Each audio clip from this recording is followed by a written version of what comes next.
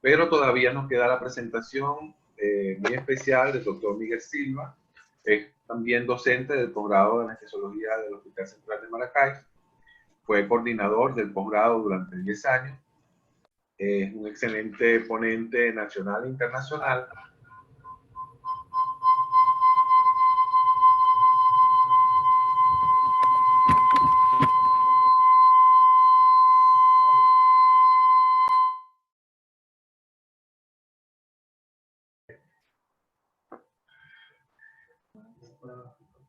Ok, teníamos un problemita técnico, ya está resuelto.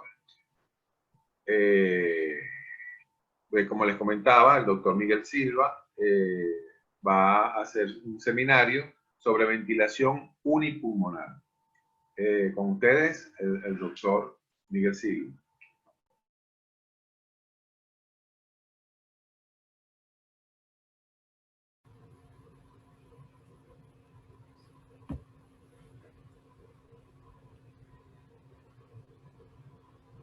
Hay que compartir pantalla, correcto.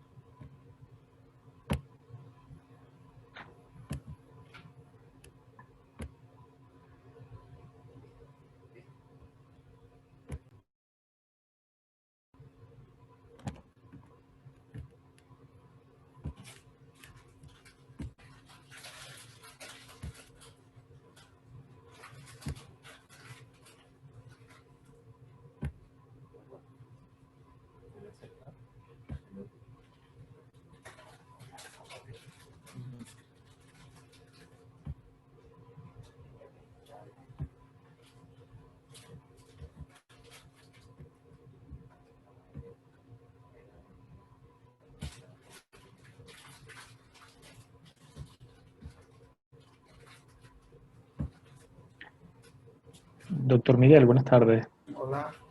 Por favor, debe de tener su presentación antes abierta en la computadora y cuando le dé compartir pantalla solo seleccione ese archivo. Ah, ok. Está bien.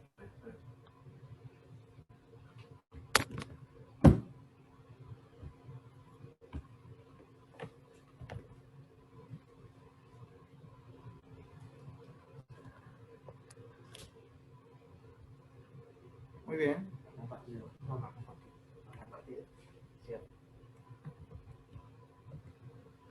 ¿No ha compartido pantalla, doctor? Sí, estoy bien.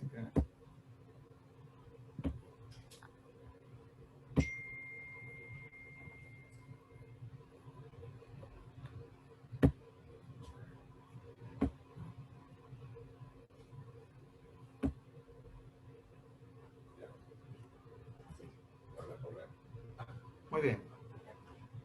¿Estamos listos? Bueno, buenas tardes. Hemos querido comenzar nuestra presentación con esta frase de Stan Lee. Precisamente no somos superhéroes, pero es interesante que un creador de superhéroes haya dicho que un gran poder conlleva una gran responsabilidad. Y precisamente nosotros, los anestesiólogos, tenemos un gran poder, pero tenemos que llevarlo con muchísima responsabilidad. Entonces sí que este es un homenaje para todos los anestesiólogos y para todos los médicos. Estamos el día de hoy haciendo este último día de seminarios web, rindiéndole un homenaje a la doctora Victoria Sartorio, y vamos en consecuencia darle un agradecimiento a la gente del grupo IOMA y a Signa Medical, representantes de Philips, por el apoyo constante que nos han dado durante toda la presentación. Para nosotros, para mí en particular, la doctora Sartorio es la mejor jefa que he tenido. Y eso dice mucho de lo que fue para nosotros, para mí en particular, la doctora Victoria Sartorio. Agradecimiento también en este momento para la Sociedad Venezolana de Anestesiología, en nombre de la doctora Prado, que nos ha apoyado también en todo momento. Vamos a hablar de ventilación unipulmonar. Vamos a tratar de dar el enfoque actual que tiene este tema, que es tan interesante. Nos pueden seguir por nuestras redes sociales, Anestesia Maracay, en nuestro canal en YouTube y en Anestesia Maracay en Instagram. Pero primero tengo que hacer un disclaimer, tengo que decir, porque voy a nombrar algunas marcas comerciales, que no tengo ningún tipo de relación comercial con alguna compañía o casa comercial farmacéutica o de equipos médicos. No tengo ninguna relación. Sin embargo, hay que decirlo también, no estoy negado a alguna oferta. Que esté interesado, ya sabe cómo contactarme. La presentación está dividida en dos grandes partes. Esto no es la agenda que vamos a seguir, sino las dos partes grandes que tiene la presentación. Una, vamos a hablar de aislamiento pulmonar, que son los tubos de doble luz, los bloqueadores endobronquiales. Y la otra es, vamos a hablar de ventilación mecánica unipulmonar. ¿Es suficiente la ventilación protectiva? Ya aquí, al decir esto, estamos infiriendo, se supone, hay cierta referencia a que no es suficiente la ventilación protectiva, según lo que dice la pregunta. Entonces, vamos a eliminar un pulmón y comenzamos a hablar de aislamiento pulmonar. Con aislamiento pulmonar nosotros podemos hacer muchas cirugías. Imagínense que este sea el plan quirúrgico que tenemos nosotros. Podemos hacer drenaje de empiema a nivel pulmonar, lobectomía pulmonar, pleurodesis, decorticación pulmonar, mediatinoscopia. Pero la ventilación unipulmonar no solamente está referida a pulmón, también podemos hacer cirugía del esófago, sobre todo cáncer de esófago, algún tipo de cirugía cardíaca, sobre todo las que no se hacen a nivel medio external, la cirugía de aorta, alguna cirugía de aorta torácica y alguna cirugía de columna dorsal. Pueden requerir de que bloqueemos un pulmón para que el cirujano tenga acceso a estos órganos. Por lo tanto, la ventilación unipulmonar debe ser conocida por el anestesiólogo. Y como vamos a hacer bloqueo, ventilación unipulmonar, y para eso hay que bloquear parte del pulmón, hay que conocer la anatomía también. Nosotros conocemos anatomía de pulmón, pero sobre todo de vía aérea superior. De la clasificación de la anatomía hay tres grandes clasificaciones: la de Jackson-Hoover, que es la que hemos manejado más frecuentemente; la de Boyden, que es una escala numérica, sobre todo utilizada por cirujanos; y la escala japonesa de Yamashita, que es quizás la menos conocida. La clasificación de Jackson-Hoover, bueno, divide el pulmón derecho e izquierdo en un lóbulo superior, medio e inferior en el lado derecho y un lóbulo superior y uno inferior en el lado izquierdo, tomando en cuenta que allí está la língula. Sin embargo, para que no nos quedemos con esta cantidad de palabras vacías, vamos a ver un pequeño video, cortesía de fibroanestesia.com, quienes nos han permitido ver cómo es la anatomía endobronquial. Con un fibro accedemos a la tráquea y a la vía aérea inferior, vemos la carina, entramos por el lóbulo, el bronquio principal derecho, y entramos en el pulmón derecho. Lo primero que vamos a identificar es el lóbulo superior derecho. Hay que hacer una pequeña inflexión hacia arriba con el fibro para ver sus tres entradas allí. Continuamos entonces el descenso con el fibrobroncoscopio. Aquí se entiende que el anestesiólogo tiene que saber de anatomía y tiene que saber del uso del fibrobroncoscopio. Lóbulo inferior derecho. Y un poquito después nos retiramos e identificamos el lóbulo medio derecho. Hacemos una retirada del fibro. Si ustedes tienen un fibrobroncoscopio en su hospital, hagan reparo, hagan uso del fibrobroncoscopio. Intuben a los pacientes fáciles y después hacen práctica sin hacer daño al paciente con el fibrobroncoscopio. Hagan anatomía endobronquial. Aquí estamos entrando ya al pulmón izquierdo. Vemos la carina secundaria, identificamos lo que es el lóbulo superior izquierdo, nos retiramos un poquito, identificamos allí la língula y posteriormente vamos hacia las bases del pulmón izquierdo. Este ejercicio que hemos hecho lo podemos hacer nosotros fácilmente en quirófano con un paciente intubado, lóbulo inferior izquierdo, que tenga su anatomía normal y sin hacerle ningún tipo de daño podemos hacer este estudio. Muy bien. Conocido esto, pasemos entonces a hablar con qué tipo de herramienta podemos hacer nosotros intubación bronquial selectiva. ¿Cuál será nuestra mejor opción? ¿Cuál será? ¿Será mejor los tubos de doble luz, sobre todo Robert Shaw o Carlens o White, que casi no se usan ya? ¿O los bloqueadores bronquiales, el de Arm, Cohen, Fuji, Univen, otros? Hay muchísimas marcas comerciales, muchas, que no vamos a nombrar aquí. Hay que decirlo de una vez, el anestesiólogo está acostumbrado a usar los tubos de doble luz Robert Shaw. Nos formamos en el posgrado para eso, lo utilizamos con regularidad. Sin embargo, los bloqueadores endobronquiales tienen una utilidad, tienen en situaciones de vía aire difícil, el tubo de doble luz Robert Shaw casi no tiene forma de colocarlo. Los bloqueadores endobronquiales, en cambio, se pueden hacer intubación con fibro, con un tubo convencional y usar el bloqueador bronquial. Se puede hacer el uso de intubación nasal, se puede hacer vía traqueostomo. Es decir, los bloqueadores bronquiales tienen su utilidad y hay que aprender también a usarlos, además del tubo de doble luz. Estos son los tubos antiguos que yo creo que ya se dejaron de usar. Nótense que el tubo de Carlens es el izquierdo y el de White es el derecho, ambos con el gancho carinal. Y Neto, en el año 1987, hizo una modificación del manguito de los tubos, haciéndolo de mayor confianza y menos presión. Sin embargo, el que más se utiliza, el más popular entre los anestesiólogos, es el tubo de Robert Shaw.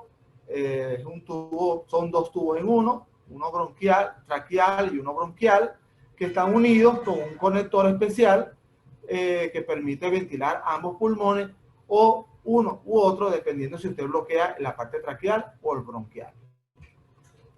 Fíjense ustedes que estos tubos vienen identificados como derecho o izquierdo, pero usted no tiene que saber inglés para saber cuál es el derecho y cuál es el izquierdo, porque los tubos tienen una característica particular.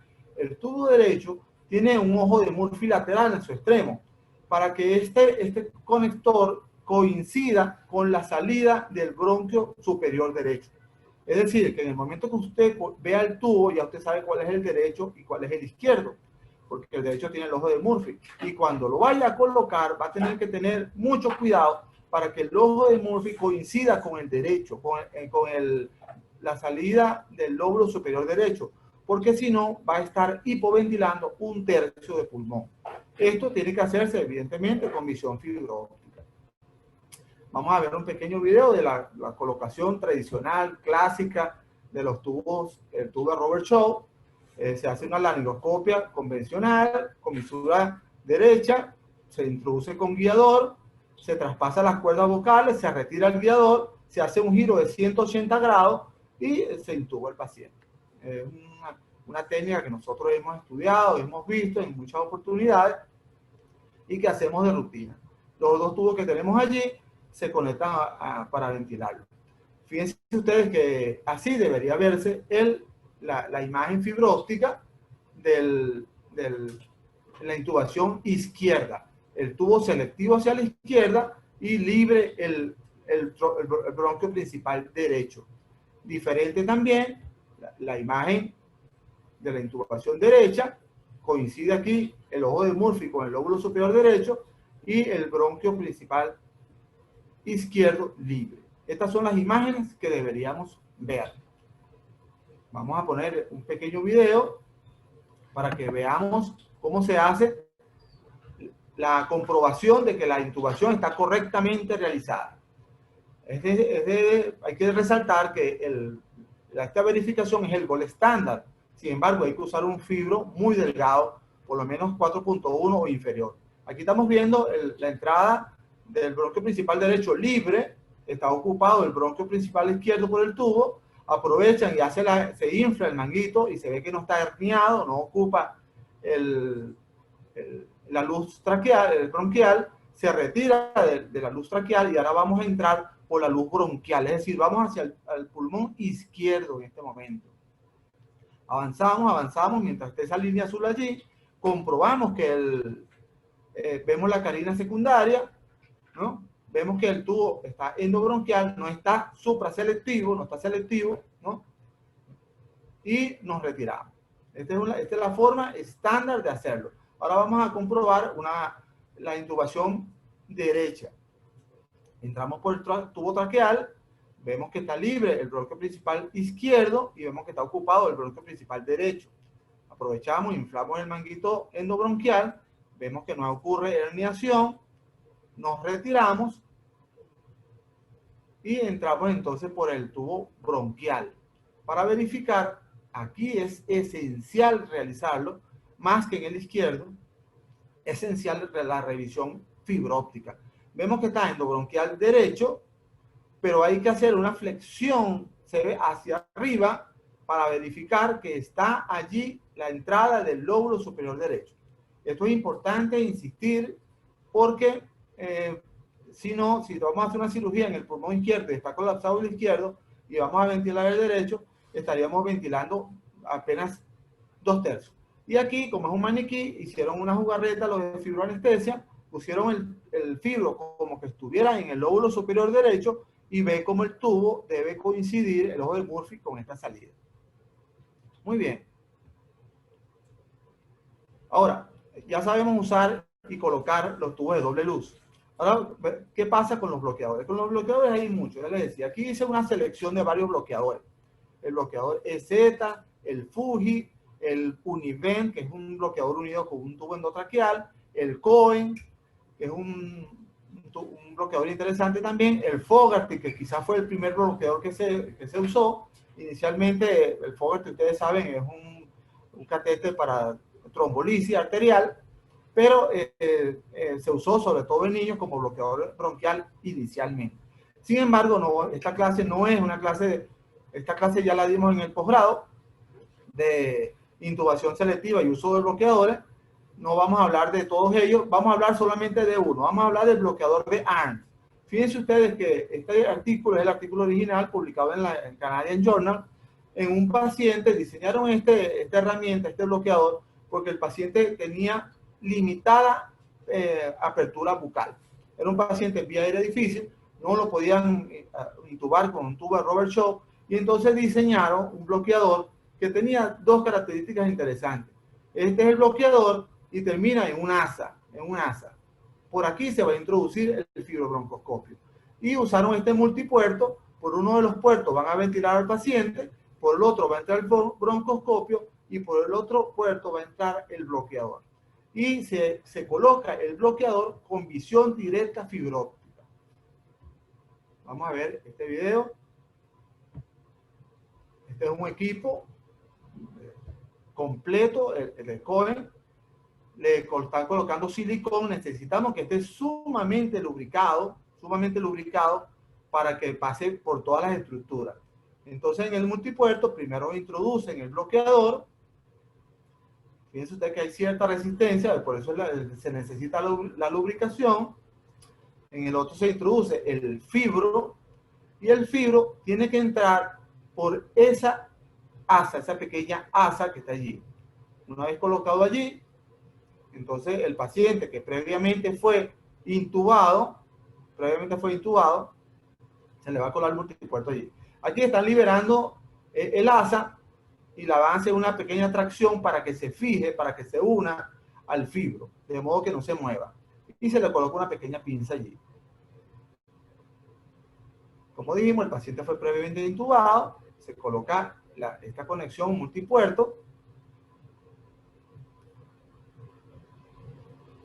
y se introducen como una unidad fibro y bloqueador. Y entonces, el bloqueador está condenado a seguir el fibro para donde vaya. Con una buena lubricación se empieza a avanzar. Ya nosotros sabemos anatomía endobronquial. Primero vamos a hacer un bloqueo izquierdo y después vamos a hacer un bloqueo pulmonar derecho. Siguen esta línea azul, que es la línea del tubo endotraqueal. El tubo, se ve la carina, entran por el bronquio principal izquierdo. No está selectivo. Liberan la pinza, de modo que el asa se puede abrir. El asa que tenía fija al fibro. El fibro se va a retirar un poquito para ver, bajo visión fibróptica, colocar el bloqueador. Una vez liberado del fibro, se avanza y se infla. y ya pudimos hacer allí un bloqueo endobronquial izquierdo. Fíjense ustedes, con todo el cuidado que le hicieron, pues, hay una pequeña lesión allí a nivel de la carina, ¿no? A continuación se va a hacer un bloqueo pulmonar derecho, la misma técnica, idéntico, pero con el fibro usted puede seleccionar hacia dónde va. Evidentemente que aquí, como todos ustedes están pensando, una limitación que tiene este bloqueador para hacerlo derecho es que está bloqueando todo el pulmón. Hay que tratar de que no se bloquee la salida del lóbulo superior derecho. Se retira el fibro.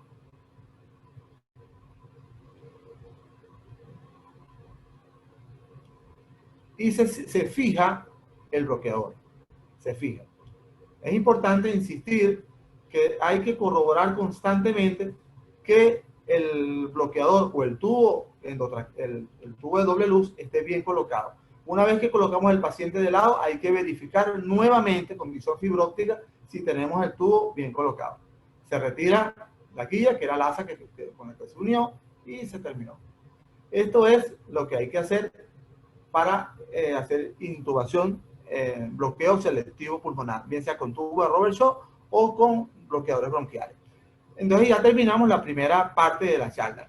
Fíjense ustedes que esta caricatura explica muchísimo por qué los cirujanos nos tienen envidia a nosotros, porque mientras ellos se llenan de sangre, nosotros nos llenamos de café. Continuamos. Ventilación mecánica unipulmonar. ¿Es suficiente la ventilación protectiva?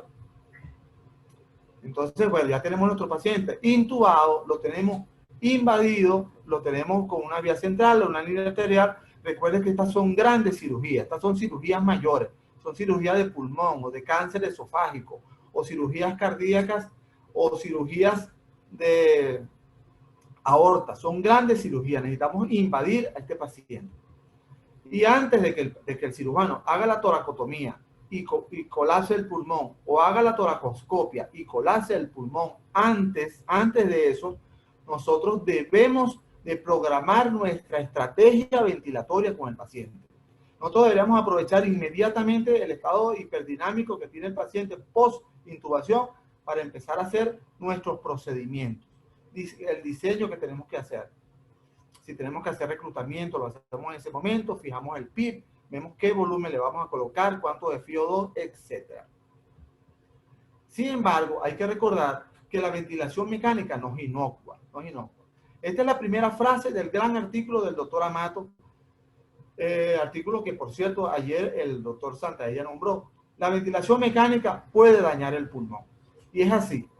La ventilación mecánica es un procedimiento que es transitorio mientras el paciente recupera sus funciones, bien sea por cirugía o bien sea por enfermedad. Pero esta tiene el potencial para dañar al paciente. Y nosotros tenemos entonces que hacer algo para evitar eso. ¿Cómo puede expresarse este daño? Bueno, esta infografía me la mandó la doctora María Teresa Prado. Este es de un grupo mexicano que se llama Avento, que publica mucho, tiene mucha presencia en las redes. Y han hecho un resumen interesante de cuáles son las expresiones de la lesión pulmonar mediada por el ventilador mecánico. Uno es el volutrauma, ese lo conocemos todos.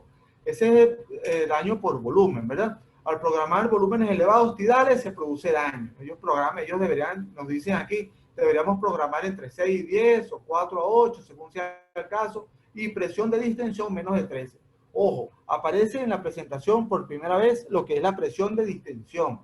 También lo nombró ayer el doctor Santaella como driver pressure. El otro tipo de daño es el barotrauma, generado por presiones elevadas. Ellos nos recomiendan, usen presiones pico menos de 35. El otro daño, atelectrauma, por programación inadecuada del PIB. Eso se produce colapso alveolar repetitivo, produce atelectrauma. Ellos nos aconsejan como una especie de receta, use entre 5 y 8 centímetros de agua de PIB, y si tiene síndrome de estrés respiratorio agudo, use 8, y si tiene una PAFI menos de 150, use entre 10 y 15. Bueno, ya vimos que no es tan fácil la programación del PIB. Biotrauma, la administración de grandes cantidades de oxígeno por tiempo prolongado, eso produce daño.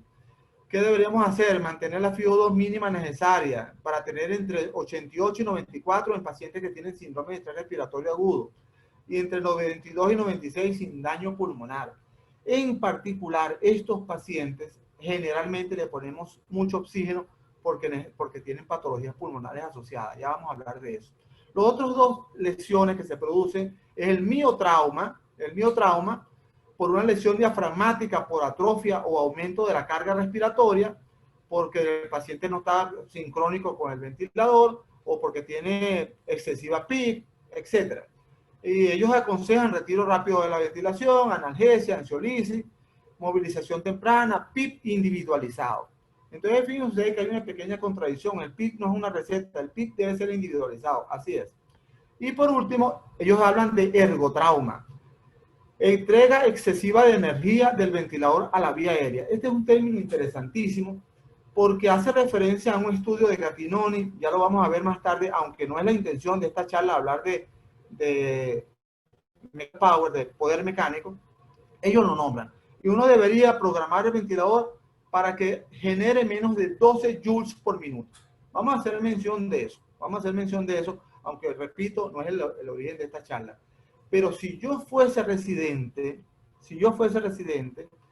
yo trataría de hacer un estudio prospectivo donde yo calcule el mechanical power del paciente en cirugía de tórax o cirugía de abdomen superior.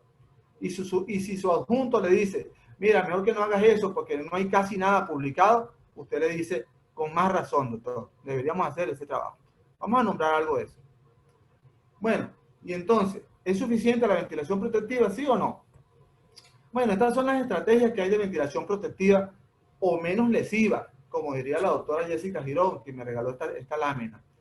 Deberíamos usar en volúmenes bajos, volúmenes corrientes bajos, entre 6 y 8 cc de kilo peso predicho. Ayer se habló de eso, de cómo calcular el peso según la estatura del paciente. Sin embargo, si no se acuerdan mucho de la fórmula que le dio Santaella, si usted le quita 100 centímetros a la altura del paciente, está muy cerca del peso predicho. Tenemos que hacer reclutamiento alveolar periódico, vamos a nombrar algo de eso. Ahí habría que usar PIP ideal, que es la pregunta del $1.000.000. Habría que hacer un ajuste de la frecuencia respiratoria para mantener una hipercapnia permisiva. Nosotros en esta presentación vamos a hablar de hipercapnia terapéutica.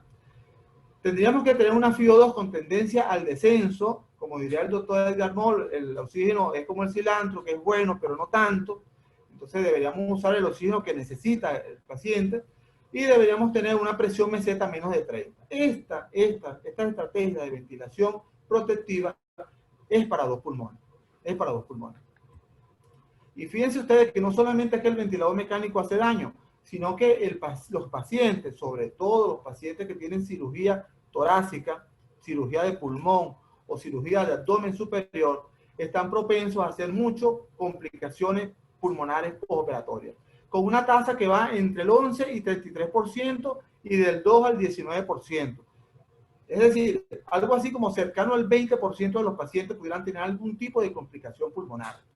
Eso es mucho, porque estas complicaciones pulmonares están asociadas con una mayor mortalidad, mayor estancia en UCI, mayor estancia hospitalaria. Y si nosotros no programamos bien el ventilador mecánico, peor aún. Pero ¿cuáles son estas complicaciones? Bueno, van desde infecciones respiratorias, falla respiratoria en el postoperatorio, atelectasia, derrame pleural, neumotórax, broncoespasmo, neumonitis, etc. Bueno, cualquier anestesiólogo medianamente informado me dirá, bueno, doctor, la verdad, yo ya tengo 20 años de experiencia como anestesiólogo y nunca he visto estas complicaciones. A los que me dicen así, que han sido varios, yo les digo, es cierto, estas complicaciones no las vemos los anestesiólogos porque cuando el paciente está en su segundo, tercero, cuarto, quinto, sexto día del postoperatorio, no consulta al anestesiólogo, consulta al neumonólogo, al intensivista, al médico internista, para que se resuelva el problema que tuvo en el postoperatorio. Entonces tenemos que estar pendientes de esto. Lamentablemente, el buen anestesiólogo sigue a su paciente como 24 horas. Más de allí, no. Yo casi no veo a mis pacientes en el postoperatorio. Y entonces, bueno, sería muy útil que nosotros usáramos una escala que nos permita decir qué paciente es el que está a riesgo de presentar complicaciones postoperatorias, para que de una vez nosotros identifiquemos a este paciente. Esta es la escala ARISCAT.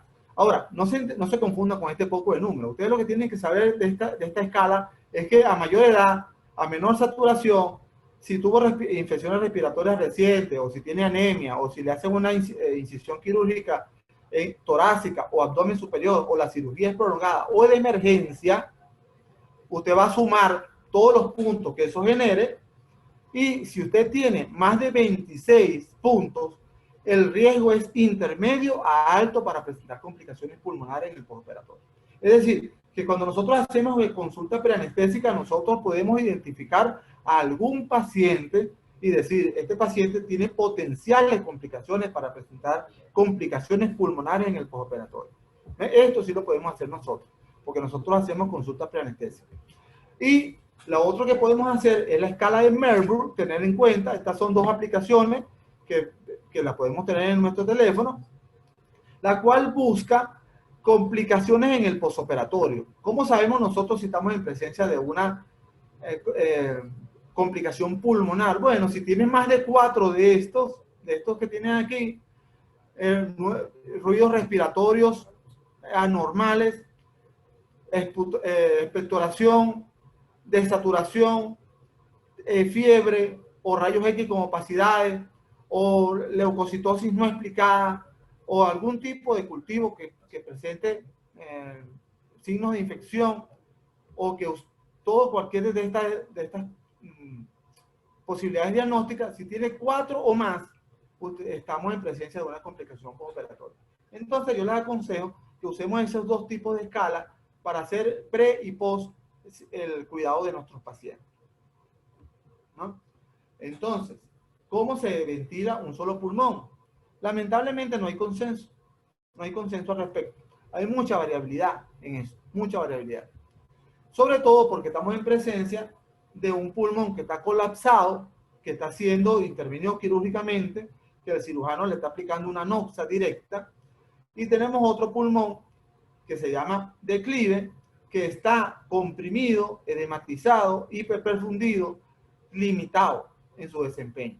Entonces tenemos colapso pulmonar, un pulmón proclive que está siendo intervenido, un pulmón declive que no tiene buena función, y de paso estos pacientes muy posiblemente tengan añadido una enfermedad pulmonar, tienen antecedentes de tabaquismo o alguna enfermedad profesional como silicosis o alguna cosa que pudiera tener añadido como patología. Entonces, esto nos trae como consecuencia que el pulmón, sobre todo el pulmón proclive, tiene aumentado el shunts porque está muy bien, hay una alteración en la ventiloperfusión y está totalmente atelectasiado. Y el pulmón declive tiene un aumento en la resistencia a la vía aérea, claro, porque está todo comprimido allí y está disminuido su desempeño. Afortunadamente, hay un reflejo, bendito reflejo de vasoconstricción pulmonar hipóxica, en el cual hay una redistribución del flujo hacia el pulmón que sí está siendo ventilado. Es importante, hagamos mención de esto, que no hay estudios que hayan determinado superioridad de alguna técnica anestésica que sea superior una a otra. Es decir, la anestesia general versus la anestesia intravenosa, por poner dos ejemplos, es mejor porque hay menor o mayor vasoconstricción pulmonar. No hay ninguna. Los fármacos que más disminuyen este reflejo, que es bueno, serían los antiguos fármacos inhalatorios, alotano, enflurano, que yo creo que casi nadie usa ya. El isoflurano quizá un poco, pero muy poco. Si usted decide hacer una anestesia balanceada, endovenosa e inhalatoria, bien, este reflejo no se va a omitir. Entonces, tenemos este paciente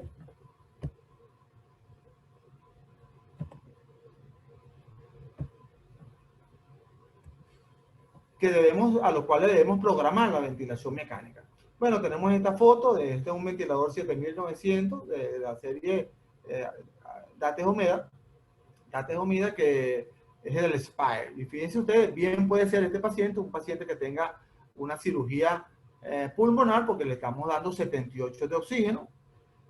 Fíjense ustedes que como está en modo volumen, porque aquí se ve la presión pico y la presión plató, tenemos una presión plató de 18, una presión media de 11 y una presión de 22, está muy bien ventilado. Se programó 500 de volumen, se está aportando 453, 12 de frecuencia, una IE de 1,2 y 6 de PIB, ¿no? 6 de PIB. Esta presión límite quizás está muy alta, debería ser menor. Tenemos este ventilador que bien podemos programar. Este es un ventilador interesante porque tiene 4 diferentes modos ventilatorios. Tiene volumen control, presión control, SIMB y presión soporte. O bien pudiéramos usar este ventilador que es de la misma serie de AT Omega, pero es el Advance, el cual, este es otro paciente. Esta es una fotografía que tomé de esta mañana, de un paciente de esta mañana. Le estamos dando 0,4 de FiO2 con 2 de flujo y con 5 de PIB. Y este ventilador es superior porque tiene 6 diferentes modos ventilatorios. Tiene volumen control, presión control, SIMB con presión soporte solo, SIMB modo presión y tiene volumen garantizado. En este momento le estamos dando volumen garantizado. Es decir, que la expresión que utilizó ayer el doctor Santaella, y me permita que lo nombre tanto, doctor, de que los ventiladores de anestesia tienen igual performance, no tienen nada que envidiar a los ventiladores de terapia intensiva, es cierto. Tenemos muy buenos ventiladores y podemos aportarle a nuestros pacientes muy buena ventilación mecánica si lo sabemos programar. Ahora, fíjense ustedes, vamos a ver estas dos referencias, una de la revista española y otra de anestesia, que hacen mención de qué volumen corriente deberíamos usar nosotros en la ventilación unipulmonar. Fíjense ustedes que resalté en la referencia de anestesia analgesia a Luciano Gattignoni. Gattignoni es un anestesiólogo italiano que fue el primero en el 2016 que sacó el concepto de Mechanical Power. Los resalté fue por eso. Ellos aconsejan que usemos entre 4 a 6 cc por kilo peso predicho de volumen corriente. Esto es un volumen que se acerca mucho al volumen que se utiliza en el síndrome de estrés respiratorio agudo. Pero no puede ser que nosotros estemos dando ventilación unipulmonar y ventilemos como que tenemos 2 pulmones. Lamentablemente, en la revisión bibliográfica que hicimos, nos conseguimos expresamente dicho por algunos autores que la mayoría, gran parte de los anestesiólogos continúan dando exceso de volumen en el momento de ventilar. Cuando yo hice el entrenamiento en anestesia hace un tiempo, usábamos 10 cc kilo peso para todos los pacientes. Un pulmón, 2 pulmones, lo que sea, usamos 10 cc kilo peso. Sin embargo, esto no es bueno. Ya lo vamos a ver. Les dije que íbamos a utilizar el término de hipercapnia terapéutica porque consecuencia de usar bajos volúmenes, consecuencia directa de usar bajos volúmenes, puede ser que nosotros tengamos entonces aumento del CO2. Para eso nosotros deberíamos manejarnos con los volúmenes adecuados y presiones adecuadas y con una frecuencia respiratoria que pudiera compensar esto. Sin embargo, en este estudio del doctor Gao, consiguieron que entre niveles de CO2 entre 60 y 70, miren que tanto de CO2, ellos consiguieron disminución de la presión pico, disminución de la presión meseta, disminución de la driver pressure y disminución de la inflamación local y sistémica. Es decir, que más que una hipercapnia permisiva es una hipercapnia terapéutica. No nos asustemos si porque estamos realizando una ventilación protectiva tenemos algo de CO2. Ojo, estoy hablando en el concepto de que lo estamos haciendo, tenemos explicado por qué tenemos un CO2 alto. No estamos diciendo que es una hipercapnia descontrolada, que no sabemos el origen. Pues. O sea, no es una hipercapnia maligna, no es una hipoventilación que estamos haciendo en un paciente sin nosotros tener conciencia de lo que estamos haciendo. ¿Se entiende lo que quiero decir? Igualmente, conseguimos que si nosotros aumentamos el volumen corriente, aumentamos la driver pressure, aumentamos el FiO2, lo que hacemos es conseguir mayor complicaciones pulmonares, mayor mortalidad, mayor estancia hospitalaria, mayor admisión a terapia intensiva. Esto más aún en cirugía torácica que en cirugía abdominal. Entonces, creo que queda muy claro de que debemos usar volúmenes corrientes bajos como ventilación protectiva y en ventilación unipulmonar debería ir de entre 4 y 6 cc. Ahora, ¿cuánto de PIB deberíamos dar? ¿Cuánto de PIB? Bueno, les presento el estudio PROTOL, que es un estudio clásico. El PROTOL es un acrónimo de ventilación protectiva para cirugía torácica. Ellos compararon altos niveles de PIB contra bajos niveles de PIB. Visto así, bueno, vamos a ver quién gana, diría uno, ¿no? El estudio, sin embargo, tuvo un pequeño error de diseño porque alto PIB con maniobras de reclutamiento versus bajo PIB sin maniobras de reclutamiento. Entonces estaban mezclando dos variables al mismo tiempo. Sin embargo, menos complicaciones hubo, por supuesto, en los pacientes que tuvieron alto PIB con maniobras de reclutamiento, pero ¿se debió al PIB o se debió a las maniobras de reclutamiento?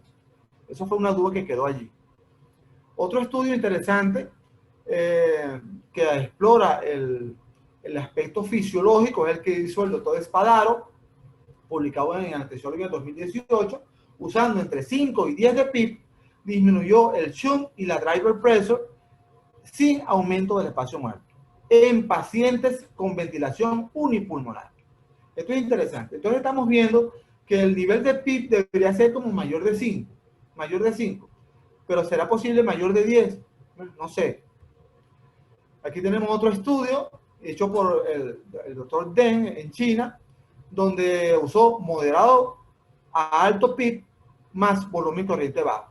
Por supuesto, los pacientes que tenían moderado alto tenían menor tasa de complicaciones que los pacientes que usaron bajo volumen. Sin embargo, no todo es a favor del PIB y de las maniobras de reclutamiento. Nosotros que trabajamos en una clínica gastrobariátrica, donde se hace cirugía gastrobariátrica, estábamos esperando con ansia la publicación del estudio PROVIS. Y este estudio, en donde compararon altos niveles de PIB con maniobras de reclutamiento contra bajos niveles de PIB con maniobras de reclutamiento, consiguieron en respecto a las complicaciones postoperatorias que no hubo diferencia. No hubo diferencia entre un grupo y otro. También, este es un estudio multicéntrico internacional. Hubo un error en el diseño, para mi entender, con la maniobra de reclutamiento que usaron. Y quizás eso explique que no hubo diferencia. Pero lo que estamos viendo hasta este momento es que no es fácil, no está determinado cuánto PIB usar. ¿Cuánto volumen usar? Sí, pero cuánto PIB usar no está claro, Y entonces entramos en lo que es reclutamiento alveolar. Con el reclutamiento alveolar vamos a lograr saber más o menos qué PIB vamos a utilizar. Ahora depende de qué usemos, ¿no? Nosotros tenemos la fortuna de haber conocido al doctor Javier García Fernández en el Hospital Puerta de Hierro de Madrid. Nosotros hicimos un curso con él y es un fanático, un apasionado, basado en las referencias bibliográficas, en la bibliografía actual de las maniobras de reclutamiento. Las maniobras de reclutamiento en anestesia ya no hay excusa para no usarlas, nos dice él. No hay excusa para no usarlas. Nosotros deberíamos hacerlo. Sin embargo, hay tantas maniobras de reclutamiento como, bueno, vamos a decir como arena en el mar, pero sí hay muchas maniobras de reclutamiento distintas. Los anestesiólogos estamos acostumbrados a hacer la principal maniobra de reclutamiento es darle una cierre parcial a la válvula APL y apretar la bolsa reservorio para que se abran esos alveolos. Y eso lo sostenemos, esa es la famosa maniobra, la primera que describió Amato, que se llamaba 40-40, 40 centímetros de agua, 40 segundos, o 30-30, 30 centímetros de agua, 30 segundos. Esta maniobra tiene altísimo potencial para hacer barotrauma, altísimo potencial para hacer barotrauma. ¿Qué maniobra de reclutamiento usar? ¿Qué maniobra? Bueno, hoy día nosotros estamos usando la maniobra de reclutamiento aconsejada por Javier García Fernández. En este artículo que hice referencia, que ustedes pueden buscar, está libre en internet, ellos usan primero modo presión para hacer reclutamiento, no modo volumen, modo presión, interesante. Y ellos ponen fijo una driver pressure de 15, o presión de lactancia, presión de 15, lo tienen fijo. Y van subiendo de 5 en 5 el nivel de PIB, de 5 en 5, hasta que ocurre y van midiendo la compliance. Ojo, tengo que decirlo, para los que van a empezar a hacer maniobras de reclutamiento. Las maniobras de reclutamiento tienen indicaciones y tienen contraindicaciones. Por favor, por amor de Dios, no vayan a ponerse a hacer maniobras de reclutamiento en un paciente que le llega chocado con un choque hipovolémico, ¿no? Que tiene 3 litros de sangre en cavidad y usted va a empezar a rescatar su pulmón. No, primero rescate el paciente con fluido, sangre, lo que corresponda, y después haga el reclutamiento alveolar. Siempre va a dar tiempo para rescatar el pulmón. Igualmente, contraindicado está la hipertensión endocraniana. Hay diferentes cuadros que contraindican las maniobras de reclutamiento. Teniendo claro esto, con control hemodinámico, van subiendo la PIB de 5 en 5, midiendo la compliance del paciente. Midiendo la compliance del paciente. En lo que ocurre la caída de la compliance para la maniobra y empiezan a disminuir de 5 en 5 pero ahora en modo volumen, en modo volumen. Esta maniobra es realizada nuevamente, ¿no? Cuando termina el punto de colapso de la primera caída de la compliance, aumentan otra vez 5 en 5, bajan y 2 centímetros de agua por encima de este último PIB, después que se recuperó la compliance, sería el PIB que necesita este paciente. Evidentemente, necesitamos un PIB individualizado. El PIB no es una receta, 5, 6, 7. Un paciente puede necesitar 5 de PIB y otro necesitar 8 y otro 10. O sea, no sabemos. Hay que hacerlo individualizadamente. Ahora, hemos nombrado muchísimo la presión, el driver pressure, la presión de distensión o la presión de lactancia. Ahora, quiero que tengan claro, yo sé que ayer José Santaella puso esta misma diapositiva, sino una parecida, en donde se clarifica qué es la presión de distensión o la driver pressure. Es la diferencia que hay entre el PIB y la presión meseta. Modo volumen, presión pico, presión meseta, usted agarra, resta la presión meseta al PIB y le va a dar la presión de distensión. Es interesante porque precisamente la presión de distensión, la driver pressure, en pacientes con síndrome de distrés respiratorio agudo, es un predictor de mortalidad. Mientras más elevado sea la driver pressure, mayor mortalidad. Ayer José nos dijo eso. Y esto fue publicado por Amato en un artículo muy interesante del año 2015, en el cual hizo una revisión retrospectiva de todos los trabajos que habían publicado usando bajos volúmenes, y ustedes ven cómo cuando la presión de distensión pasa de 15, la mortalidad aumenta. Es una mortalidad mayor si la presión de distensión está en 15. Entonces, al igual que sucedió con lo de los bajos volúmenes, inicialmente bajos volúmenes corrientes se aplicaba para los pacientes que tenían síndrome de estrés respiratorio agudo. Entonces nosotros nos preguntamos, bueno, si funciona para el paciente que tiene el pulmón enfermo, muy seguramente los bajos volúmenes aplican también para el pulmón sano. Igual está sucediendo con la driver pressure. La driver pressure menos de 15 debe ser bueno para el pulmón que está enfermo y para el pulmón sano también. Nosotros deberíamos tener en cuenta esto. Ayer el doctor Santaella nos decía que era menor de 14 de driver pressure. 14, 13 debe ser el nivel que tengamos. Y va a llegar un día en que los monitores van a expresar numéricamente la driver pressure. Esto es algo que yo digo. Yo no conozco ningún monitor que lo tenga. A lo mejor existe ya, pero yo no conozco ningún monitor. Este driver pressure que está aquí señalada con esta flechita, se la coloqué yo. Ahí dice driver pressure 10.2. Y nosotros deberíamos tener siempre un cálculo de la presión de distensión. Fíjense ustedes que aquí este paciente realmente tiene un modo SIMB con presión soporte. Esta imagen que está aquí es de volumen, asistido por el paciente, iniciada por el paciente, pero asistida por el ventilador. Se ve presión pico y presión meseta. Aquí está la presión plató y aquí está el PIB. ¿Cuál es la presión de distensión? ¿Cuál es la driver pressure de este paciente? Es 10, 14 menos 4 es 10. Usted hace una 14 menos 4 es 10. Ustedes hacen así. Esta es la presión de distensión. Mientras yo tenga presiones de distensión menores a 14, el paciente está bien ventilado desde ese punto de vista. Hay otra forma de calcular la presión de distensión. Se puede dividir el volumen corriente entre la compliance del paciente. Si usted hace esa división, 378 entre 79, da 10.2, muy exacto. 10.2 es la que yo había puesto allí. Entonces, creo yo que la driver pressure es tan importante, incluso para dar anestesia en el pulmón sano, en el paciente sano, sin lesión pulmonar, pero sobre todo en el paciente que se le está haciendo ventilación unipulmonar. Es esencial que nosotros conozcamos la presión de distensión de ese paciente y debemos calcularla. Va a llegar un día, decía, que los monitores van a tener eso. Y esto es quizás el artículo que hace más hincapié en este sentido, en un artículo de Park. Nosotros tuvimos la suerte de revisarlo en el posgrado, donde se calcula la presión de distensión durante cirugía torácica.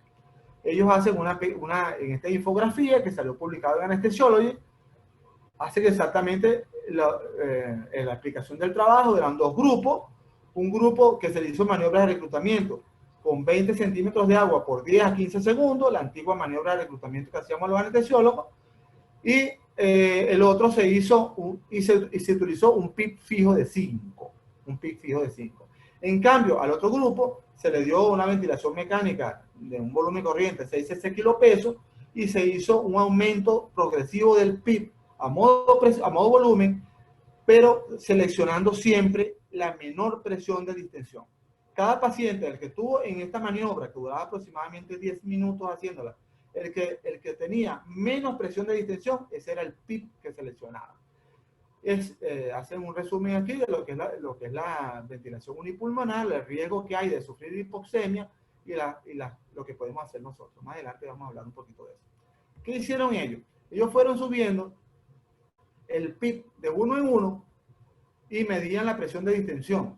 Evidentemente que la presión de distensión va a estar más o menos muy parecida, porque el PIB tiene una repercusión sobre la presión plató, y cuando hagamos la resta va a quedar parecido, pero nosotros lo hemos hecho en quirófano, y bueno, algún paciente tiene 8 y otro 7, pues entonces bueno, en vez de tener 8 de PIB va a tener 7. Si usted puede individualizar el PIB en base a la menor presión de distensión, el menor driver pressure, va a ser mejor, va a ser muchísimo mejor para su paciente y va a estar mejor, y usted va a estar, si no está cerca, está muy cerca del PIB óptimo. Y por último, bueno, nos falta lo último de esta parte, quise ponerle la fórmula del Mechanical Power. Es una fórmula que no es complicada, aunque lo parece. Me imagino que los que escogieron medicina porque no había nada de matemática ni física estarán diciendo que ¿qué es esto? Pero no es más que presión plató menos PIB, que es la presión de distensión. La mitad de esta presión se le resta a la presión pico y se multiplica por el volumen corriente, por la frecuencia respiratoria y por esta constante. Eso debe dar menos de 12 de joules por minuto. Este es el trabajo de Gattinoni, el original, 2015. Búsquenlo. Yo estoy ganado a que se haga una tesis con esto. Muy posiblemente, muchísimo se está haciendo trabajo prospectivo, porque mucha de la información que tiene son de trabajo retrospectivo y no está firmemente ganado todavía lo que es Mechanical Power. Sobre todo porque a mucha gente tú le dices Mechanical Power y suena así como a tienda de lubricante, una cosa así. Pero en efecto, el poder mecánico es algo que está por probarse si funciona o no. Muy bien, ya decíamos que estos pacientes, al estar ventilándose con un solo pulmón, hay mucha probabilidad de que haga hipoxemia, ¿no? ¿Qué podemos hacer nosotros? Bueno, este esquema nos hace un resumen interesante. Lo primero que hacemos cuando estamos en quirófano y el paciente hace hipoxemia, casi que automáticamente aumentamos la FiO2. Aumentamos la FiO2. Segundo, reclutamos el pulmón y le colocamos reclutamiento más PIB en el pulmón declive, el pulmón que no está siendo intervenido. Y le colocamos CPAP. Es interesante que nosotros busquemos algún medio, alguna herramienta para administrar oxígeno al pulmón que está colapsado. No importa, oxígeno en forma pasiva, como una oxigenación apneica. Tratando de que el pulmón no se infle mucho, tratando de que no perjudique el campo quirúrgico. Pero es interesante hacerlo. También es interesante que nosotros podamos hacer maniobras de reclutamiento y colocar el PIB ideal de este paciente antes de hacer la ventilación unipulmonar. Hacerlo con los dos pulmones. Entonces, aumentamos el PIB, reclutamiento, CPAP en el pulmón que está colapsado, y si fallan, hay que decirle al cirujano, mira, tenemos muy bajo los niveles de oxígeno, ahí tenemos que ventilar los dos pulmones. Ojo, si usted está tratando de buscar la causa de la hipoxemia, como ya habíamos comentado cuando hicimos la fibrobroncoscopia, en el momento de colocar el tubo o el bloqueador, hay que revisar el tubo, hay que revisar qué está pasando. A lo mejor se descolocó, a lo mejor hay sangre, a lo mejor hay secreciones, a lo mejor hay que aspirar. Es importante buscar la causa. Y evidentemente que nosotros deberíamos de mejorar la estrategia ventilatoria de este pulmón, del pulmón declive. Algo estamos haciendo mal, ¿no? Algo está ahí asincronía, no hicimos un buen reclutamiento. Si acaso se trata del pulmón derecho y está descolocado el tubo. Si todo esto falla, hay que ver cómo es la hemodinamia de este paciente y cómo es la hemoglobina de este paciente. Todas esas son causas de hipoxemia que nosotros podemos identificar, debemos identificar y podemos tratar en quirófano. Esta es una lámina que me regaló el doctor Alberto López Mascopé, creo que el anestesiólogo mejor informado de Latinoamérica. Él es boliviano de origen, está sentado en México. Y bueno, es una foto que él nos regaló en donde está ventilándose un pulmón y el otro está con un CPAP. Con cierto grado de CPAP está oxigenando el pulmón, ¿verdad? Nosotros no nos quedamos cortos y también hicimos lo mismo, que estábamos reexpandiendo el pulmón. Este es nuestro hospital, de cúbito lateral, le estamos dando un poquito de CPAP. Y bueno, para terminar, como estamos en plena pandemia, no podíamos dejar de nombrar el COVID-19. COVID-19 y ventilación unipulmonar. ¿Se puede hacer? Bueno, fíjense ustedes que las cirugías que se están haciendo son cirugías de cáncer, las cuales deberían hacerse. Muy posiblemente algunos de estos pacientes no pueden esperar que termine la pandemia, tienen que ser intervenidos. Y entonces tenemos que usar todos los mecanismos, todo lo que esté en nuestra mano para evitar la aerolización. No podemos dejar un tubo suelto, un tubo ventilando un pulmón y el otro suelto al aire. Tenemos que tener el paciente bien relajado, de modo que no tenga ventilaciones espontáneas. Debemos usar los clamps para evitar que los tubos estén al aire. Debemos evitar por cualquier medio, tienda o lo que sea, la aerolización de este paciente. Porque evidentemente, ustedes ven, tenemos que entrar al pulmón prácticamente para poder colocar este tubo, en este caso un tubo de doble luz, pero igual es con un tubo endobronquial, un bloqueador bronquial. Conclusiones, ¿qué podemos sacar de conclusiones? Bueno, el anestesiólogo tiene que saber fibrobroncoscopia y saber anatomía bronquial, esto es esencial. Los tubos de doble luz son un método sencillo y es el más utilizado para aislamiento pulmonar, pero los bloqueadores endobronquiales son una alternativa excelente, sobre todo en la vía aérea difícil. Hipoxemia y ventilación unipulmonar debe tratarse con niveles adecuados de CPAP, PIP e individualizando cada paciente. Siempre utilizar ventilación protectiva, niveles adecuados de PIP, bajos volúmenes corrientes, maniobras de reclutamiento alveolar, buscando siempre que sea individualizada esta maniobra. Y la driver pressure es una herramienta a utilizar en la ventilación unipulmonar. No podemos dejar de calcular la presión de distensión y son necesarios estudios de alta calidad. Nosotros estamos llamados a hacer estos estudios. El que lo critique y le diga que driver pressure y mechanical power están basados en estudios retrospectivos y todavía no se ha probado su utilidad, usted le debe responder, por eso mismo vamos a hacer este trabajo. Yo le doy las gracias a todos ustedes por haberme atendido esta tarde. Y bueno, no hay nada que enseñe más que equivocarse. Sin embargo, yo les pido disculpas si pronuncié mal alguna palabra o algún concepto no fue bien explicado. Estoy a la orden para aclarar cualquier duda. Muchas gracias.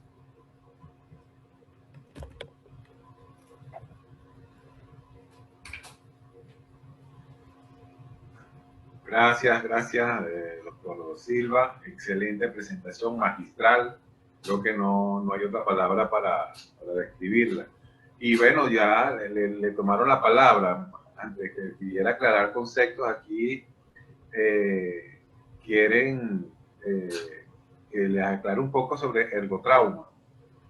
Si puede hacer algún comentario adicional sobre el ergotrauma, que es un término. ¿Ergotrauma? Sí. Okay. Bueno, la forma, ergotrauma, sí, es interesante.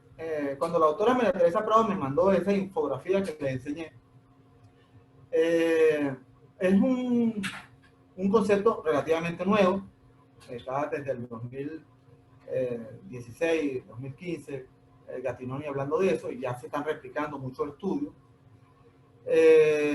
La fórmula que le enseñé es la fórmula sencilla, la simple, la fácil. Hay unas fórmulas más complicadas todavía. El ventilador mecánico tiene la capacidad de generar energía cinética. Y esta energía cinética, con el impulso, con el volumen, con la ventilación, se transmite al pulmón. El exceso de energía cinética puede dañar el pulmón y producir ergotrauma. Nosotros antes no lo sabíamos, pero esta energía se puede medir. Y la energía no solamente depende del volumen corriente, depende del flujo que usemos, depende de la frecuencia respiratoria, depende del volumen corriente, depende del nivel de PIP, depende de la presión de distensión, depende de la presión mesera. Es decir, es multifactorial la energía que este ventilador puede darle al pulmón. No deberíamos darle exceso de energía. Se ha estimado aproximadamente en 12 joules por minuto la cantidad de energía máxima que se debería dar. Debería haber menos niveles de energía.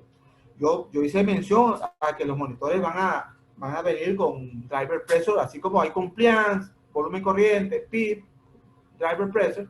A lo mejor más adelante, si se prueban, si los niveles de evidencia son suficientes y se prueban que la ventilación mechanical power, el poder mecánico, como dicen los mexicanos, es un criterio a tener en cuenta para evitar lesión pulmonar, es decir, ergotrauma, entonces quizás en el futuro nosotros vamos a ver los monitores con mechanical power de 10 o de 9. Y tú dirás, la persona que hizo esta pregunta dirá, ah, bueno, mira, estoy bien porque la energía cinética que estoy administrando en este pulmón está dentro de los límites normales.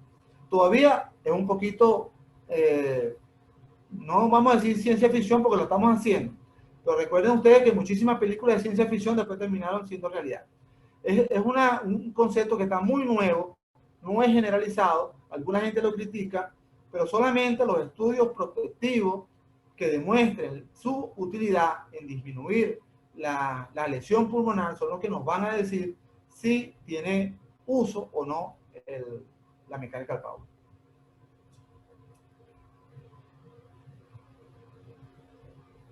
Muy bien. Tenemos otra pregunta. A Adriana Montero. Quiere saber, ¿el PIP adecuado debe calcularse con el paciente en decúbito supino y la ventilación bipulmonar? Claro. Lo primero que hay que hacer es que nosotros debemos hacer una maniobra de reclutamiento inmediatamente después de la intubación, ¿no? Con los dos pulmones. Esto está descrito en la bibliografía de que el paciente que se le hace reclutamiento antes de que se haga la ventilación unipulmonar, evidentemente va a tener mejores niveles de oxígeno en el transoperatorio. Esto es algo. Y usted va a calcular un PIP para ese momento, porque el paciente está en decúbito dorsal. Pero lo que pasa es que después, inmediatamente después, mientras pasan los primeros momentos, mientras el cirujano se acomoda, se lava, se viste, etc., van a colocar el paciente de decúbito lateral izquierdo o derecho, ¿no? Este es otro paciente, porque si ustedes se acuerdan de las zonas de West, donde había una zona que era mayor aireada, menos perfundida, y había una zona más perfundida, menos aireada, ese es el paciente que estaba de pie. Es distinto al paciente que está de decúbito dorsal, y es distinto si está de decúbito lateral. Entonces, de decúbito lateral, usted debería tener otro PIP, debería calcular otro PIP, y cuando hagan la ventilación unipulmonar, no puede aplicarle el mismo PIP de dos pulmones a un solo pulmón. Usted debería calcular otro PIP. Debería asegurarse de que está bien colocado el tubo. El fibro no lo saque del quirófano después que hacen la intubación. Déjelo allí. Deje esa torre de ladito, que eso no es torre. Usted verifica que está bien colocado el tubo endobronquial de doble luz o el bloqueador bronquial.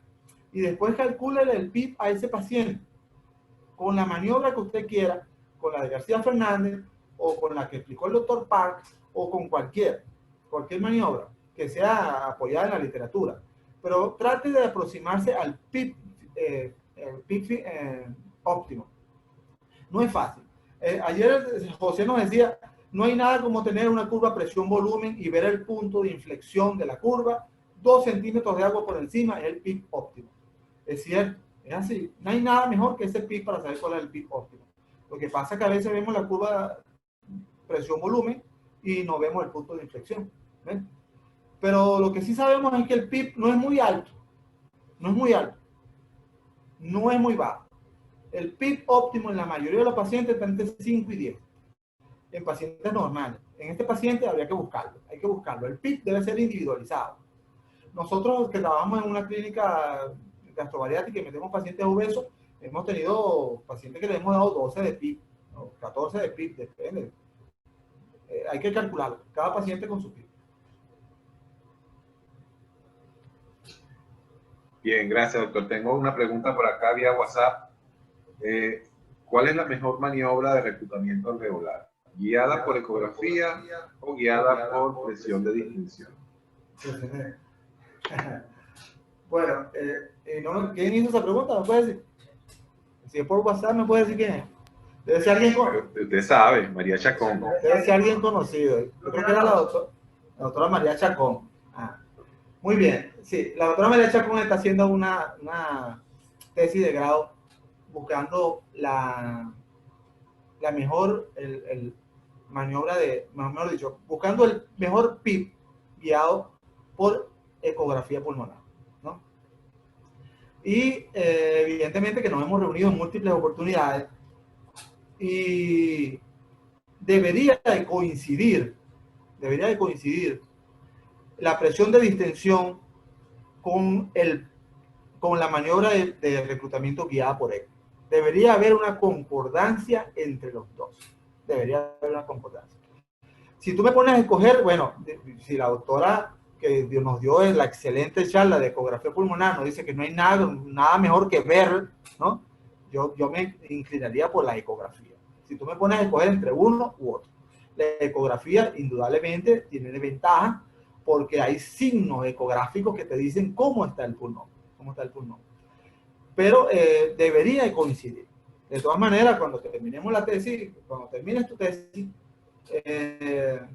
seguramente vamos a ver también cómo se comportó la presión de distensión.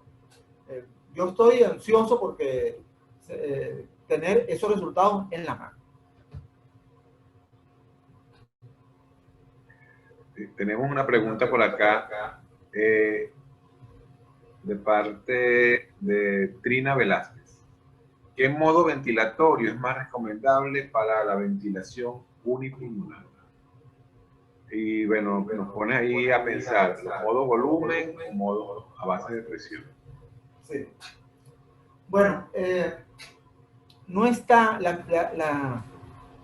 el soporte bibliográfico, la evidencia actual no apoya la superioridad de ninguno de estos dos modos ventilatorios.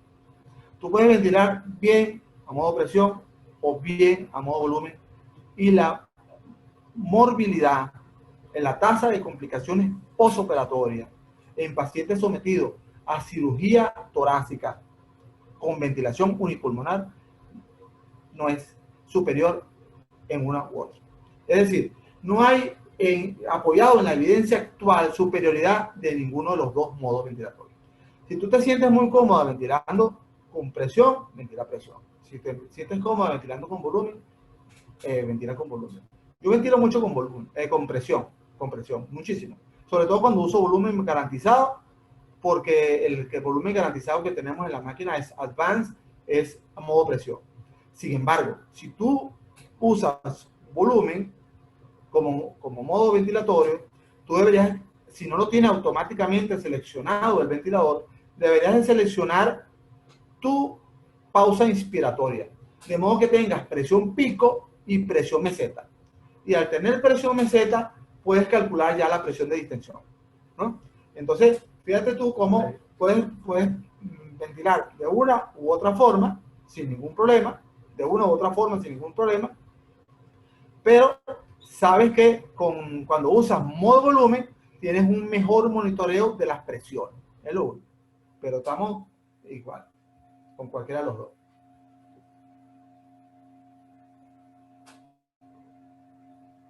Excelente. Bueno, muchas felicitaciones, muchos mensajes hablando de la calidad de la presentación, doctor. Las preguntas ya la mayoría han sido contestadas, han sido más o menos en el mismo sentido. Hay quien la pregunta, en el caso del paciente COVID, los flujos ventilatorios varían en una ventilación unipulmonar. O sea, habría que variar el flujo ventilatorio. Sí, bueno, ahí depende qué máquina de anestesia estés usando, ¿no? En general, la gran diferencia que hay entre los ventiladores mecánicos de terapia intensiva y los los que usamos nosotros en anestesia es que la variable flujo que se determina en los ventiladores de terapia intensiva, que es una variable que nosotros podemos modificar y que interfiere con ventilación mecánica directamente, nosotros no la tenemos, sino que tenemos es el flujo de gases frescos, ¿no? Nosotros tenemos un ventilador mecánico por un lado y tenemos el flujo de gases frescos por el otro, ¿no? Entonces, nosotros en general tenemos la tendencia a utilizar un flujo, que yo no digo que sea bajo, que son 2 litros por minuto, yo creo que es un flujo normal, se puede usar menos que eso. Evidentemente que mientras más flujo tú uses, mayor capacidad tienes de producir turbulencia y mayor capacidad tienes de aerolizar. Yo, en general, si no tengo ningún problema en decirte que uso 2 o menos, y en el paciente que es COVID positivo, sería también una posibilidad, por lo de la aerolización. Ajá, vamos a hacer esta última pregunta, que viene al caso para hacer una última pregunta.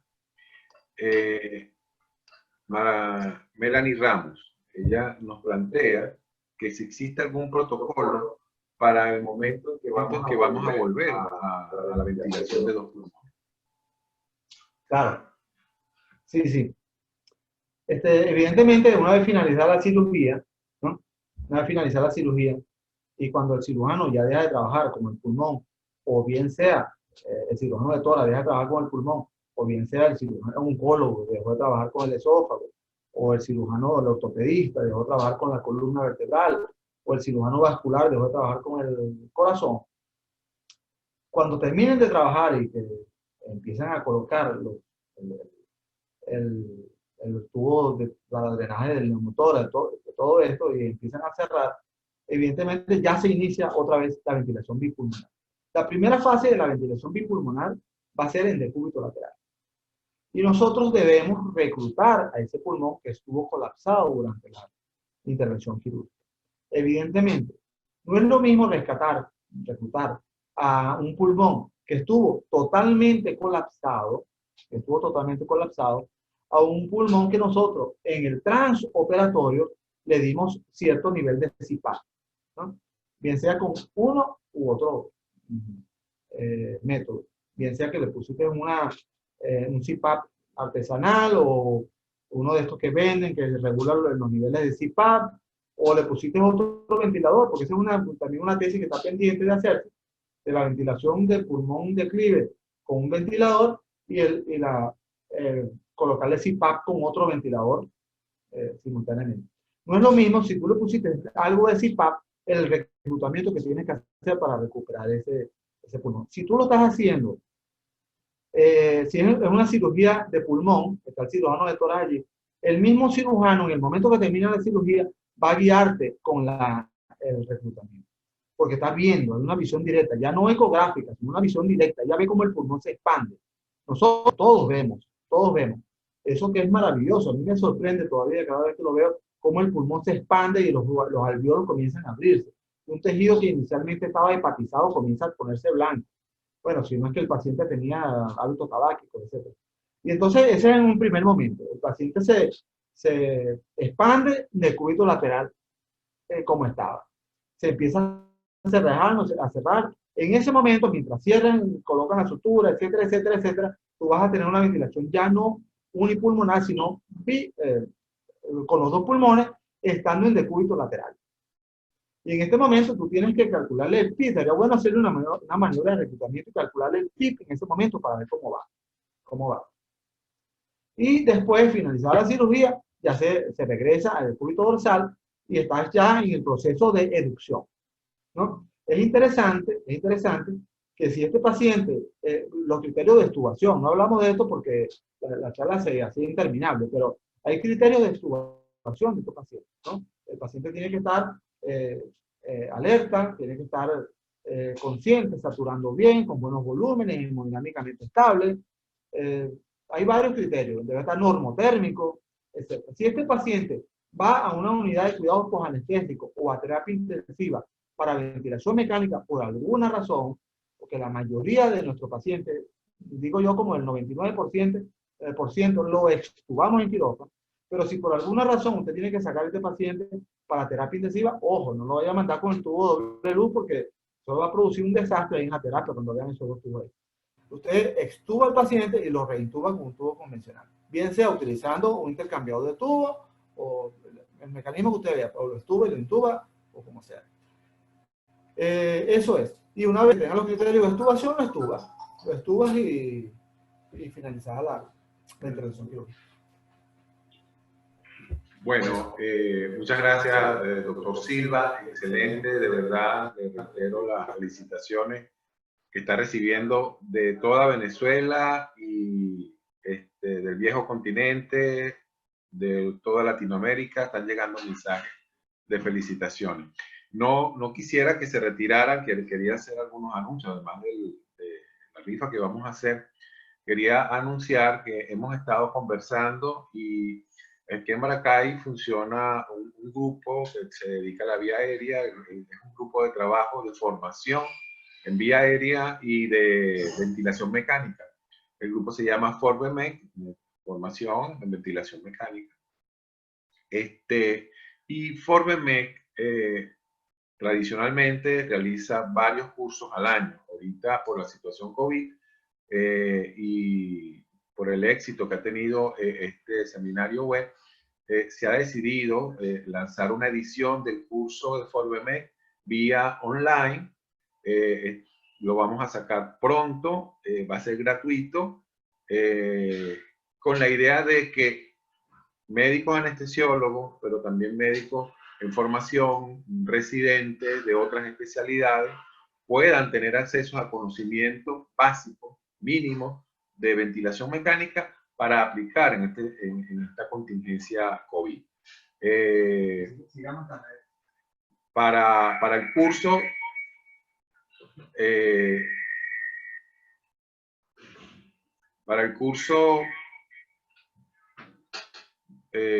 y tener información sobre él, sigan nuestras redes. Vamos a tomar la libertad de que tenemos los contactos de casi todas las personas que estaban y le vamos a hacer llegar una invitación para que puedan incorporarse al curso y hacer la invitación para que médicos que no son anestesiólogos y quizás no disfrutaron de esta excelente jornada formativa, puedan incorporarse y tener acceso a este regalo que vamos a hacer de conocimiento en ventilación mecánica.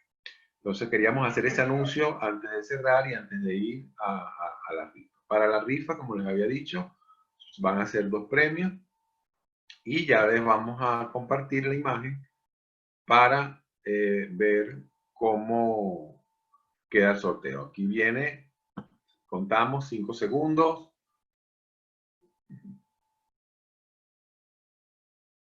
Y estos son los ganadores. María Karina Carrero González y Jorge Aníbal Benalcázar Rojas.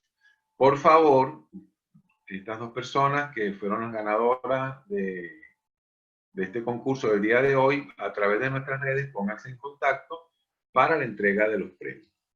Bueno, una vez que llegamos ya al final de esta excelente jornada, nosotros estamos muy satisfechos con la participación.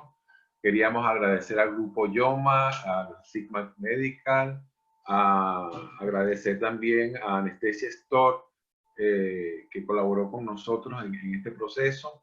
Queremos darles gracias a todos los ponentes. Hay muchos mensajes. La doctora Carmen Cuya sigue conectada. Le están mandando saludos de Coro, que es muy apreciada por allá, que recuerde Coro. Se han llegado varios mensajes. Igualmente han llegado mensajes para los diferentes ponentes. Bueno, queríamos despedirnos.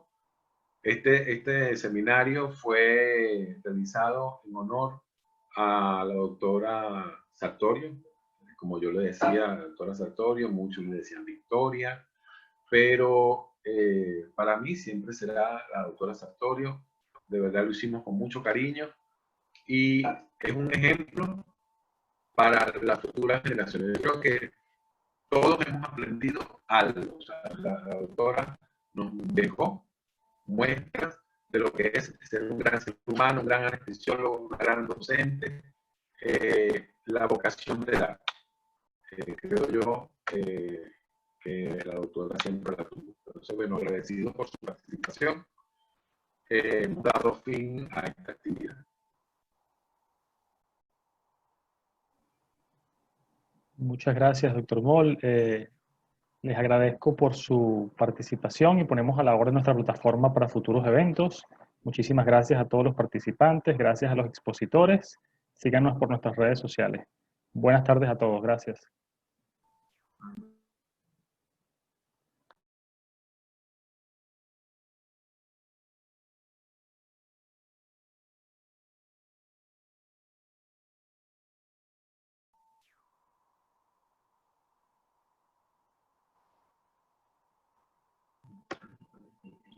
Jonathan, ¿estás con nosotros?